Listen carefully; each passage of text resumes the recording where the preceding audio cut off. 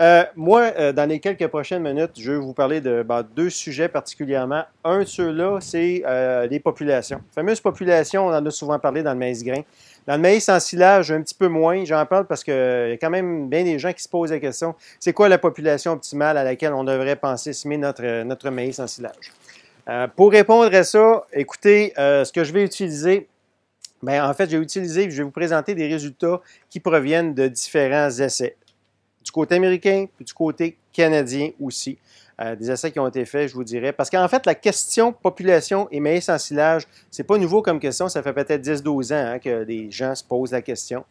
Et dans ce sens-là, du côté américain, il y a certains États qui ont une plus grande expertise que d'autres, donc qui ont fait du travail un petit peu plus étoffé que d'autres États, dont le Wisconsin. Vous savez que le Wisconsin, c'est un État qui est laitier. Hein? Il se fait à peu près 850 000 acres de maïs en silage là-bas.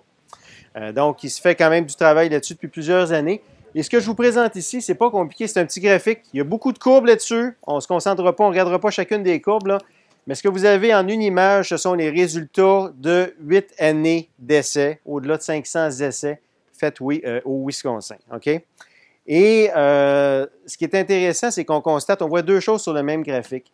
C'est que d'abord, on a évalué la réponse, OK, de différents hybrides à différentes populations, allant de 20 000 jusqu'à 50 000 plants à l'acre. OK? Donc, par extrapolation, on a tracé nos courbes. Ce que vous avez ici, c'est que vous avez les rendements en grains juxtaposés au rendement en ensilage. OK? C'est ça qui est intéressant. Puis on voit un peu la dynamique, qu'est-ce qui se produit. Regardez une chose, au niveau des rendements en grains, ce qui n'est pas rare, on constate ici un effet de plateau. OK?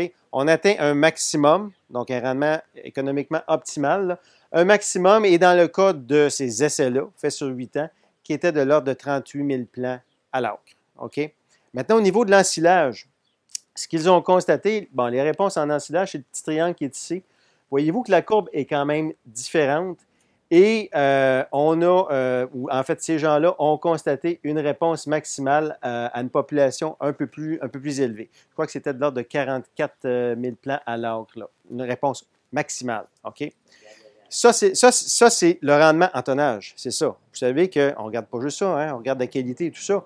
Qu'est-ce qu'il y en est justement du lait à tonne et du lait à l'acre? Regardez le lait à l'acre qui est ici. Le lait à l'acre, c'est la courbe qui est ici.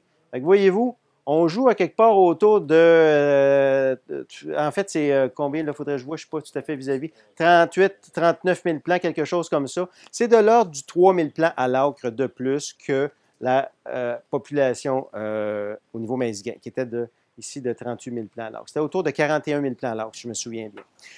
Ça fait en sorte que, puis maintenant c'est encore le cas au Wisconsin, la recommandation générale, OK, parce que nous, je vous dirais qu'on est même un peu plus spécifique que ça au Québec, mais là-bas, de façon générale, un producteur qui sème 33 000 plants à l'acre pour du grain, la recommandation est de dire que s'il est selon du potentiel, c'est d'augmenter la population d'à peu près 3 000 plants à l'acre, de 33 à 36 000 plants à l'acre, 34 à 37 000 plants à l'acre.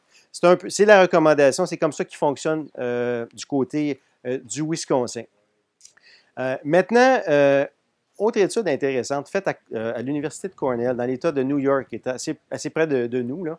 C'est des résultats d'essais faits en 2008 et 2009, donc ça fait environ 4 ans. Les gens là-bas se sont posé la question de dire, OK, si on augmente nos populations, est-ce que la réponse va être différente d'un type d'hybride à un autre? Donc, ce que les gens là-bas ont fait, c'est qu'ils ont utilisé des hybrides de différents types, c'est-à-dire des hybrides, bon, on avait des hybrides